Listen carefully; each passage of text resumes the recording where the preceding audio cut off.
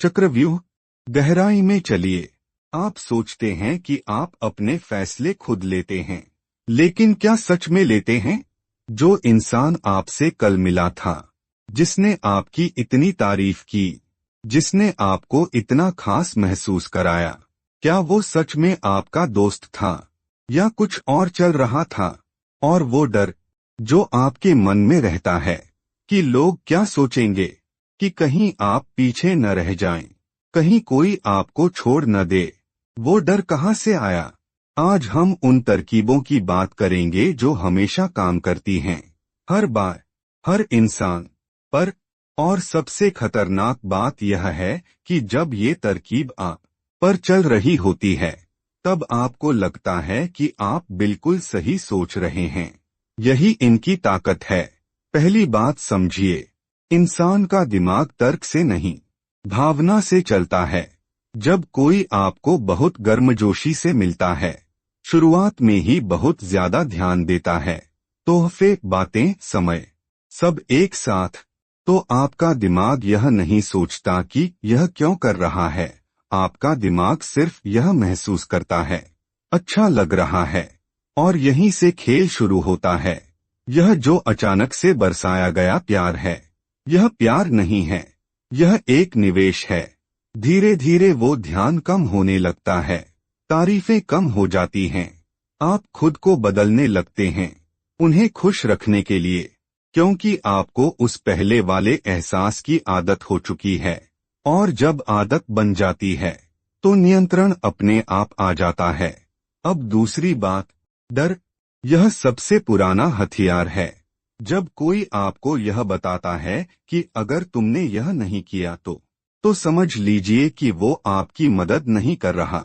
दफ्तर में बॉस कहता है, यह प्रोजेक्ट अगर नहीं हुआ तो पूरी टीम पर असर पड़ेगा। रिश्ते में साथी कहता है, मुझे नहीं पता मैं यह रिश्ता जारी रख पाऊंगा या नहीं। और बाजार में विज्ञापन कहता है, यह मौका गया तो फिर नहीं मिलेगा। तीनों एक ही काम कर रहे हैं, आपके अंदर एक असुरक्षा जगा रहे हैं, और उस असुरक्षा को अपने फायदे के लिए इस्तेमाल कर रहे हैं। डरा हुआ इंसान सवाल नहीं करता, वो बस काम करता है। यही असली खेल शुरू होता है। तीसरी बात, चुप्पी। यह उतनी सरल नहीं जितनी दिखती है। जब कोई आपसे बात करना बंद कर देता है, जवाब नहीं देता, आपको नजरअंदाज करता है, तो आपके अंदर क्या होता है? पहले उलझन, फिर बेचैनी, फिर गुस्सा, और फिर वो खुद ही आपके दिमाग में घूमने लगता है। यही वो चाहता था। आप सोचने लगते हैं कि मैंने क्या गलत किया, कहाँ चूक हुई। और जब यह सवाल आपके भीतर बैठ जाता है, तो आप उसके पास जाते हैं, झुककर माफी मांगने, जबकि गलती आपकी थी ही नहीं। चुप्पी ने आपसे वो काम करवाया जो शब्द नहीं करवा सकते थे। अब ध्यान दीजिए, क्या आपने कभी गौर किया है कि जब आप किसी बड़े फैसले पर होते हैं, तो कोई आपको दो विकल्प देता है, या तो यह करो या वो, और आप उन दो में से एक चुन लेते हैं, खुश होकर। लेकिन असली सवाल यह है कि तीसरा विकल्प कहाँ था? वो आपको दिया ही नहीं गया। आपकी चुनने की ताकत असली नहीं थी, वो सिर्फ एक भ्रम था।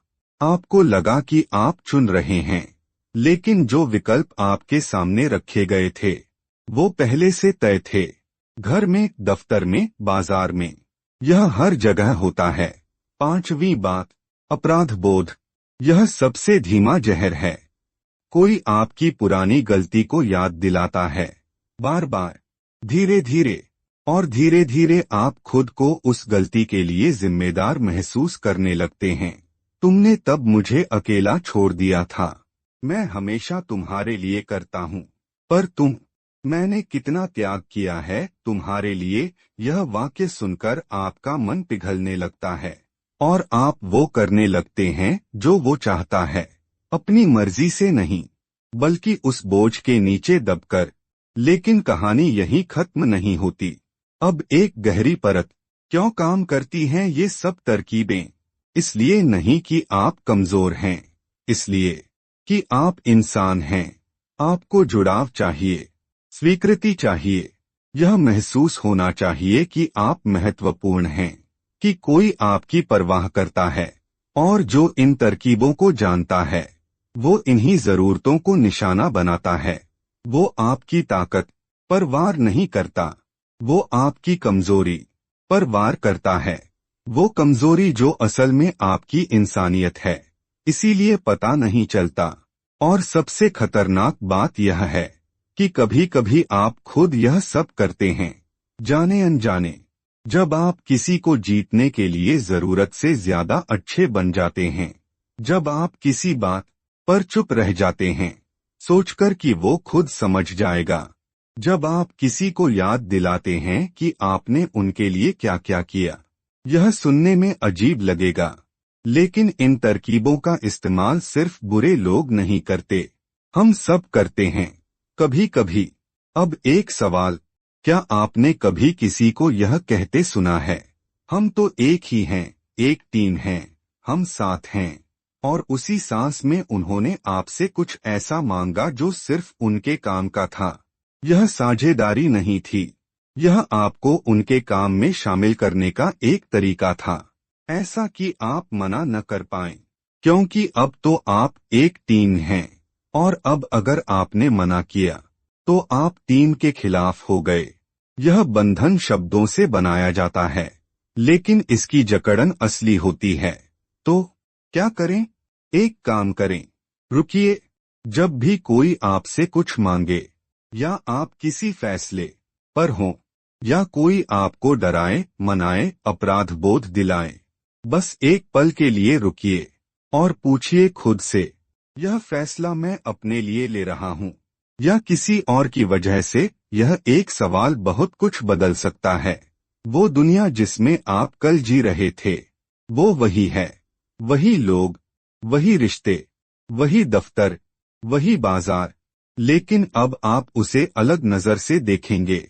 वो तारीफ जो थोड़ी जल्दी आई, वो चुप्पी जो जानबूझकर खींची गई, वो डर जो बाहर से आया, वो अपराध बोध जो पुरानी बात से जगाया गया, अब ये सब दिखेंगे। और जब दिखने लगें तो पकड़ कमजोर पड़ने लगती है। जो दिखता नहीं वही नियंत्रित करता है, जो समझ में आ जाए वो बेड़ी नहीं रहता। पहचानिए, रुकिए, सोचिए और फिर चुनिए। खेल समझिए और जीत जाइए।